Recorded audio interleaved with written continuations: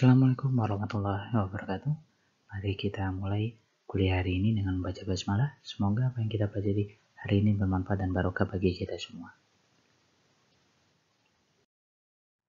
Sebelum memulai materi hari ini, ini materi-materi yang sudah kita pelajari sebelumnya. Sudah ada 4 materi. Yang pertama mengenai pengertian dan batasan desa, fungsi dan potensi desa, karakteristik desa, dan tipologi desa. Dan yang terakhir adalah profil desa dan implementasinya. Nah, untuk materi-materi sebelumnya, apabila ada pertanyaan, masih ada kebingungan mengenai materi sebelumnya, silakan tanyakan. Bisa melalui psikologi, melalui WA, ataupun langsung bertemu saya di kampus. Kita masuk problematika wilayah desa. Nah, desa memang punya image. Desa adalah wilayah yang tertinggal, wilayah yang tidak berkembang, wilayah yang lambat, wilayah yang sederhana, atau mungkin bisa dibilang orang yang terlalu kuno. Nah, desa memiliki image seperti itu. Tetapi, apakah itu juga menjadi masalah dari desa? Nah, mari kita lihat apa sih sebenarnya problematika wilayah di desa. Nah, yang pertama, sebelum masuk itu saya ingin pertanyaan ini. Pertanyaan ini nanti akan kalian jawab di forum diskusi untuk pertemuan ini. Apakah urbanisasi menjadi solusi bagi permasalahan yang ada di desa? Apakah ia menjadi solusi? Atau ia malah memberikan banyak masalah bagi desa?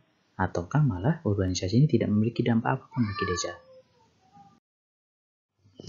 Nah, mari kita masuk ke permasalahan yang ada di desa. Permasalahan pertama adalah rendahnya aset yang dimiliki oleh masyarakat desa. Nah, mengapa aset yang dimiliki oleh masyarakat desa itu rendah? Karena aset utama dari masyarakat yang ada di pedesaan adalah dari lahan pertanian. Namun, saat ini, lahan pertanian dari tiap penduduk yang ada di desa itu semakin rendah. Oke, mengapa rendah? Nah, karena yang pertama adalah adanya perubahan penggunaan lahan. Oke. Di desa itu sekarang, apalagi terutama desa-desa yang berada di pinggiran kota, banyak sekali atau masif sekali perubahan penggunaan lahan dari lahan pertanian menjadi lahan terbangun. Nah, akibat terdampak dari perkembangan kota sehingga wilayah-wilayah desa yang berada di pinggiran kota itu mengalami perubahan. Akibat perubahan itu maka banyak sekali terjadi konversi lahan dari lahan pertanian berupa sawah menjadi dari lahan non terbangun menjadi lahan terbangun. Nah, itu juga lah yang menjadi salah satu alasan mengapa aset terutama lahan yang dimiliki oleh masyarakat desa semakin rendah, semakin sedikit. Belum lagi terjadinya namanya fragmentasi lahan. Fragmentasi lahan ini adalah dulu setiap penduduk desa memiliki lahan pertanian yang sangat luas. Namun saat ini lahan pertanian itu semakin sedikit. Mengapa semakin sedikit? Semakin sempit karena itu menjadi warisan dari setiap penduduk yang ada di desa. Nah, karena apa? Karena mereka tidak memiliki aset lain. Mereka hanya memiliki lahan pertanian. Sehingga ketika mereka membagi waris untuk anaknya, maka ia akan membagi lahan yang dia miliki. Sebagai contoh, misalnya kakek kalian punya lahan pertanian 10 hektar, punya anak 10. Maka setiap anak akan mendapatkan 1 hektar. Oke, kita bicara bagi rata ya, bagi adil. Oke. Saya bagi 1 hektar. Belum lagi nanti orang tua kalian, ayah kalian punya anak 5 misalnya. Nah, 1 hektar dibagi 5. Oke. Akan jadi semakin sempit terus begitu sampai akhirnya lahan itu menjadi lahan-lahan yang terfragment jadi sempit dan kecil. Nah, ini yang kemudian mengakibatkan lahan pertanian yang ada di desa itu semakin sedikit. Hal itu juga mempermudah yang namanya penggunaan lahan karena kepemilikan lahan sawah yang ada di setiap desa itu sudah menjadi lebih sedikit dan tiap orang bisa memakai lahan pertanian itu untuk kebutuhan masing-masing untuk dapat dikonversi menjadi apa yang mereka inginkan. Nah, ini contohnya. Ini tahun 2003. Dari 2003 lebih dari 50% masyarakat yang menjadi petani itu punya lahan kurang dari 1 hektar. 2003. Sekarang, angka ini pastinya akan semakin meningkat dan juga masyarakat yang bertani semakin sedikit. Karena apa? Mereka sudah tidak punya lagi lahan pertanian. Jadi untuk apa lagi mereka untuk menjadi masyarakat petani? Karena lahan pertanian saja jadi sudah tidak punya. Jadi untuk apa dia melakukan menjadi petani? Oke. Nah, kemudian selain rendahnya aset pada lahan pertanian, penduduk desa juga sudah menjangkau sumber daya dan yang lain-lain. Sumber daya, modal, investasi, teknologi dan lain-lain. Sehingga kondisi keekonomi di masyarakat desa semakin sulit. Ya, jadi tidak bisa dengan mudah untuk berubah. Nah, berdasarkan masalah yang pertama tadi, semakin sedikitnya lahan pertanian yang dimiliki oleh penduduk desa, maka sudah pasti akan mengalami dampak. Dampaknya apa? Nah, salah satunya tadi perubahan pekerjaan. Perubahan pekerjaan yang sudah ketika pekerjaan berubah maka akan berpengaruh pada perekonomian keluarga. Mengapa bisa seperti itu? Karena masyarakat di desa itu cenderung tidak memiliki pendidikan yang rendah dan juga tidak memiliki banyak keahlian. Mereka memiliki keahlian yang terfokus di bidang pertanian. Nah, ketika mereka sudah hanya memiliki keahlian itu dan lahan untuk mereka bertani semakin sedikit atau mereka tidak memiliki lahan pertanian, maka mereka akan sulit untuk mendapatkan pekerjaan lain. Akhirnya mereka hanya menjadi buruh kasar. Nah, ketika itu terjadi, maka mereka akan kesulitan untuk meningkatkan kondisi ekonomi keluarga mereka. Nah, apa sih tadi selain dampaknya, selain perubahan pekerjaan yang berpengaruh pada kesejahteraan masyarakat di desa, perubahan penggunaan lahan itu akan berpengaruh pada degradasi lingkungan. Mengapa bisa degradasi lingkungan? Seperti kita sudah pahami bersama dan sudah kita pelajari bahwa desa itu memiliki fungsi untuk menghasilkan bahan baku. Ia menjadi pusat lumbung pangan. Nah, ketika lahan pertanian itu dikonversi menjadi lahan terbangun, rumah, mall ataupun pabrik, maka itu akan berpengaruh pada kondisi lingkungan di sekitarnya. Belum lagi misalnya nanti menghasilkan perubahan itu mengakibatkan adanya limbah. Nah, ketika limbah itu dibuang tanpa adanya pengelolaan lebih lanjut, maka akan berpengaruh pada kondisi lingkungan yang ada di sekitarnya. Nah, kemudian berkurangnya lahan subur. Ya, sudah pasti. Karena lahan yang dikonversi adalah lahan pertanian. Yang notabene itu adalah lahan subur. Ketika ia diubah menjadi lahan non pertanian, sudah pasti lahan yang subur akan semakin berkurang. Nah, selanjutnya adalah hilangnya tanaman pangan. Nah, ini sudah kita rasakan sekarang. Ya, di mana kita negara pertanian, negara yang memiliki lahan pertanian luas, tetapi banyak sekali hasil bumi yang kita impor dari negara lain. Nah, itu jadi tanda tanya. Apa yang terjadi? Ya, salah satunya adalah karena semakin masifnya perubahan penggunaan lahan dari lahan pertanian menjadi non pertanian. Nah, yang lebih jauh nantinya akan mempengaruhi fungsi desa yang sudah kita pelajari sebelumnya. Dan jika ini terus terjadi, maka fungsi-fungsi desa ini akan hilang dan akan digantikan oleh negara lain. Dan ketika itu terjadi, maka kita sebagai satu negara tidak bisa lagi berdikari dalam hal pangan. Karena nantinya kita akan tergantung dengan ketersediaan pangan di negara lain. Permasalahan selanjutnya selain perubahan penggunaan adalah rendahnya kualitas SDM. Ya, seperti yang kita pahami bersama dan kita pelajari bersama bahwa kualitas SDM yang ada di desa itu sangat rendah. Pendidikan yang sampai lulus kuliah S1 itu sangat sedikit. Makanya di beberapa desa, jika kalian dari desa-desa terutama yang di luar Jawa, ya, itu sangat jarang sekali desa-desa itu memiliki lulusan sarjana. Ketika kalian menjadi seorang sarjana atau kalian kuliah, maka sudah pasti masyarakat di desa kalian itu akan mengetahui itu. Dan kalian akan terkenal satu desa karena menjadi salah satu anak desa, ya, salah satu putra putri desa yang bisa melanjutkan ke bangku kuliah. Nah, nih jumlah penduduk ini datanya. Penduduk buta aksara tinggi, ya sudah pasti. Di desa tingkat pendidikannya rendah.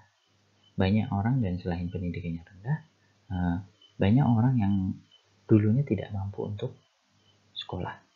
Selain itu, bukan hanya tidak mampu untuk sekolah karena biaya mahal, ada juga sebuah paradigma di mana penduduk desa itu berpikir lebih baik anaknya membantu mereka bekerja agar dapat hidup daripada sekolah, biaya sudah mahal dan mereka tidak bisa. Mereka nanti akan kebingungan, bingung untuk makan, bingung untuk biaya sekolah. Oke. Nah, terus selain itu, ya ini dia skill dan keterampilan rendah. Mengapa bisa terjadi? Ya karena pendidikannya rendah dan skill dan keterampilan mereka ya terbatas. Kebanyakan hanya di bidang pertanian. Nah, ketika lahan pertanian hilang, lagi-lagi saya bilang, maka masyarakat desa akan bingung. Yang pada akhirnya mereka bisa hanya akan menjadi pekerjaannya menjadi buruh kasar, yang dimana penghasilannya terkadang jauh di bawah dari ketika mereka menjadi seorang petani. Nah, ini yang mengapa bisa seperti ini, kualitas SDM rendah karena pendidikan itu mahal dan tidak memiliki keuntungan yang langsung dirasakan.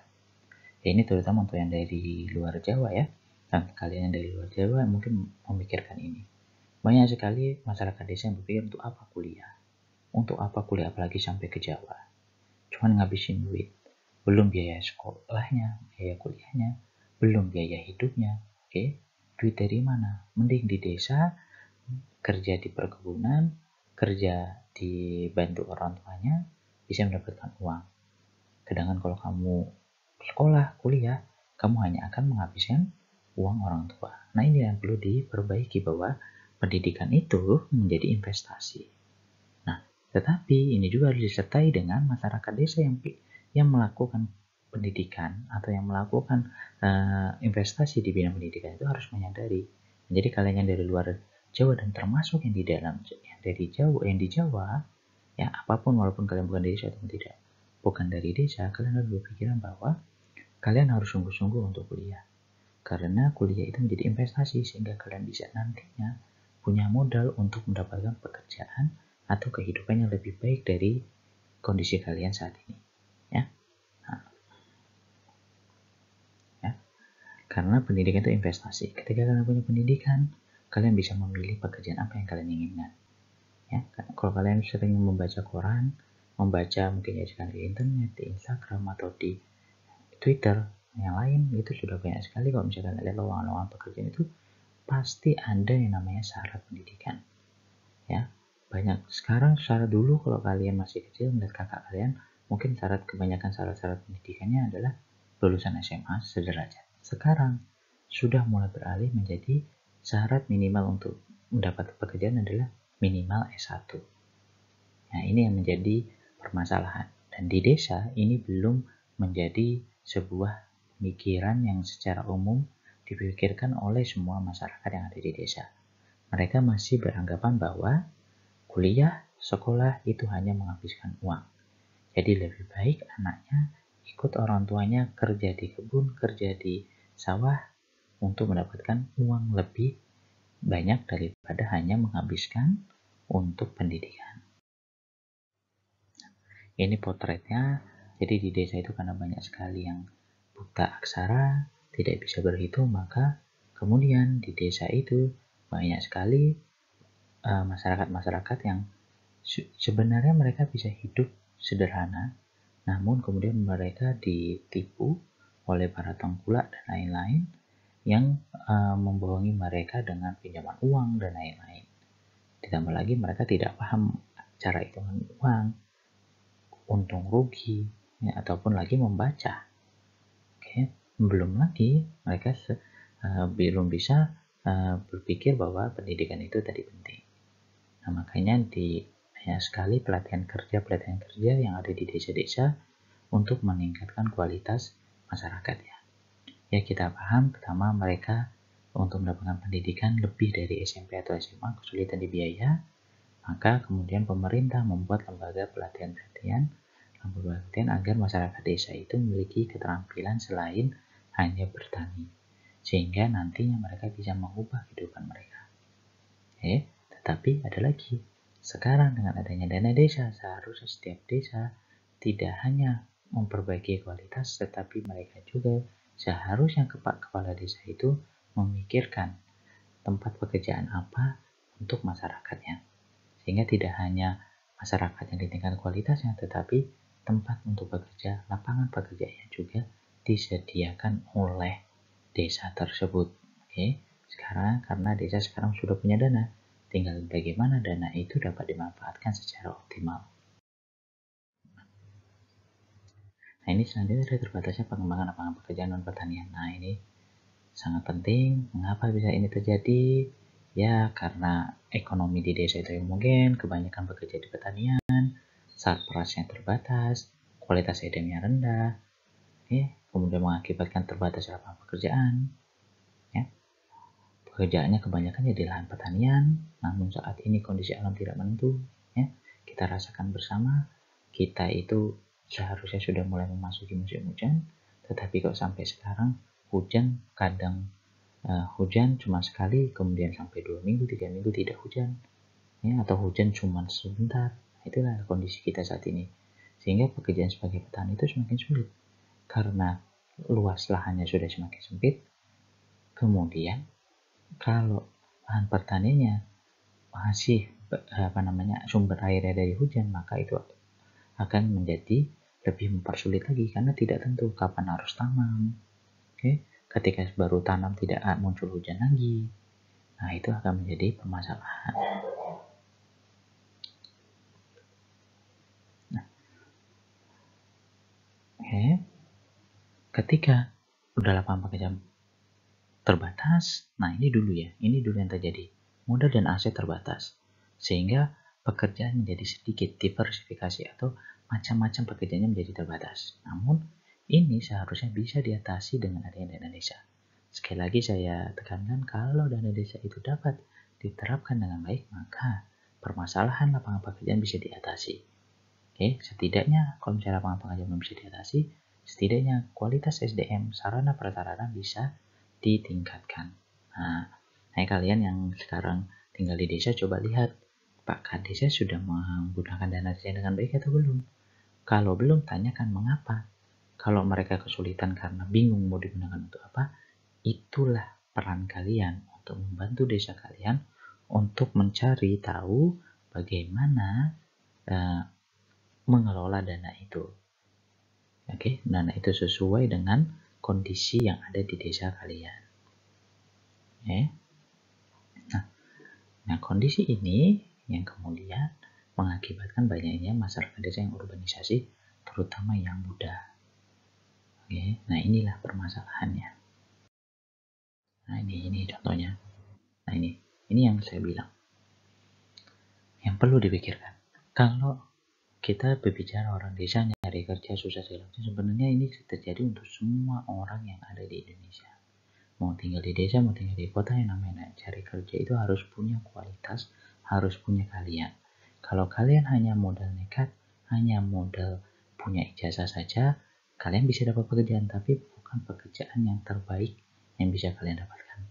Karena apa? Mencari pekerjaan itu, pihak perusahaan hanya akan memperkerjakan masyarakat, memperkerjakan orang yang memiliki kualitas. Nah, mumpung kalian baru semester 5 atau semester 3, coba cari kalian apa yang bisa kalian dapatkan selama di kuliah. Kalian apapun dicari. Cari nilai yang terbaik. Jadi kuliah dengan sungguh-sungguh, cari pengalaman sebanyak-banyaknya, sehingga itu bisa menjadi bekal kalian untuk masuk ke dunia kerja. Ya. Kalau kalian tidak percaya, kalian tunggu saja nanti setelah wisuda, kalian akan merasakan seperti mas-mas atau mbak yang ada di gambar ini, bagaimana mencari pekerjaan. Kemudian, yang menjadi permasalahan selanjutnya adalah tidak ada yang namanya tata ruang khusus desa. Ini menjadi penting. Kenapa? Karena dengan adanya tata ruang desa, maka apa saja yang ada di desa itu bisa teratur pemanfaatannya. Fungsi desa tidak terganggu, namun kondisi ekonomi, sosial ekonomi masyarakatnya bisa terjamin. Jadi kalau misalnya ada tata ruang desa, maka fungsi desa itu tidak akan hilang. Nah, ini yang perlu menjadi poin khusus. Yang kemudian ini makanya di dalam undang-undang desa, Permen Desa, itu muncul yang namanya tata ruang desa. Namun memang ini menjadi sulit karena kurangnya para ahli dan juga masih adanya kebingungan dari pihak desa bagaimana mereka menata ruangnya, menata pemanfaatan di wilayahnya. Nah, ini bisa menjadi yang namanya peluang untuk pekerjaan kalian. Kalian bisa menjadi pendamping dalam pemanfaatan dana desa, dan ketika kalian menjadi pendamping, kalian bisa salah satunya adalah membuat sebuah tata ruang khusus, tata ruang di desa kalian. Nah, itu jadi salah satu pekerjaan yang bisa dilakukan.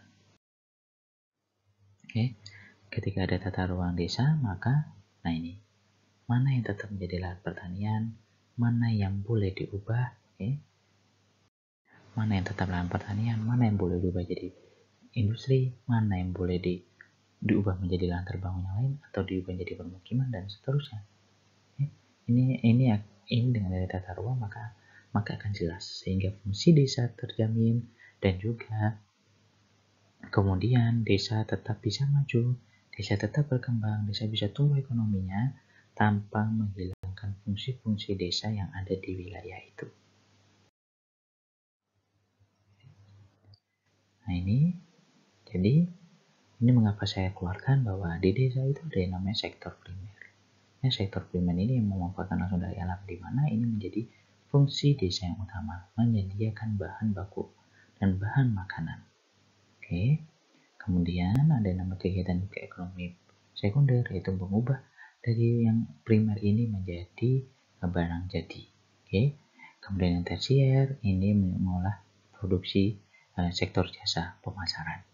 Nah, yang primer ini di desa, yang ini ada di kota, sedangkan sekunder ini bisa di kota ataupun di desa. Nah, namun perlu ada yang namanya perencanaan, baik tata ruang maupun pembangunan di desa agar sektor primer dan sekunder ini tidak kemudian sektor ekonomi sekunder ini yang mendominasi, sehingga berakibat pada kegiatan ekonomi primer di desa itu menghilang. Ketika ini menghilang, maka akan berakibat pada fungsi desa juga akan hilang. Fungsi desa akan menghilang. Fungsi desa untuk menyediakan menyediakan bahan makanan, bahan baku akan menjadi hilang. Nah, ketika itu terjadi, maka jangan salahkan lagi-lagi saya bilang, kita akan menjadi negara impor. Oke, ingat lagi pertemuan-pertemuan awal saya bilang, kalau kita tidak menyukai apa yang dihasilkan oleh masyarakat, oleh desa, oleh segala kegiatan di dalam negeri, hasil bumi dalam negeri, maka jangan berpikir, jangan menghina kebijakan pemerintah saat ini yang banyak sekali melakukan impor untuk bahan-bahan baku, bahan makanan, bahan pokok makanan yang seharusnya bisa dihasilkan oleh negara kita, namun mereka harus impor. Jadi jangan salahkan pemerintah, tapi salahkan diri kita, karena kita sebagai masyarakat tidak menyukai hasil olahan yang dihasilkan oleh negara kita sendiri. Oke, nah itu yang menjadi pemikiran kita bersama. Jadi, bagaimana kita mengatasi pemerataan desa? Apakah urbanisasi menjadi salah satu solusinya? Nah, silakan keluarkan pendapat kalian di psikologi, dan apabila masih ada pertanyaan atau ingin berdiskusi dengan saya, silakan ditanyakan di psikologi via WA atau email, atau bisa bertemu saya langsung di kampus. Demikian materi hari ini, saya akhiri. Assalamualaikum warahmatullahi wabarakatuh.